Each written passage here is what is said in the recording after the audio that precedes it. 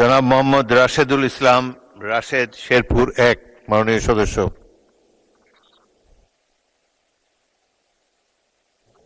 মাননীয় স্পিকার, আপনাকে ধন্যবাদ। আমি মাননীয় মন্ত্রী মহোদয়ের কাছে প্রশ্ন করতে চাচ্ছি, আমার জেলা শেরপুর, সেই জেলায় গ্যাসের যে লাইন আছে সেই লাইনটি দেখা যাচ্ছে যে ওনাদের মতামত হচ্ছে যে এত বেশি লাস্টে যে গ্যাস সরবরাহ স্বাভাবিকভাবেই শেষ মুহূর্তে গিয়ে খুবই কম হয়।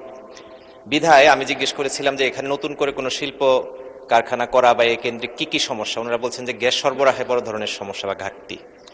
আমার জেলায় এরকম কোনো উদ্যোগ আছে কিনা যে লাইন সম্প্রসারণ অথবা বিশেষ লাইন স্থাপন, জানাবেন মেহেরবানি করে। ধন্যবাদ মাননীয় স্পিকার। মাননীয় মন্ত্রী। মাননীয় স্পিকার, আমি তো ছিলাম চিটাগংয়ে, চলে গেলাম শেরপুরে। তো আমাদের এই পরিকল্পনা এখন নাই মাননীয় স্পিকার। ধন্যবাদ স্পিকার।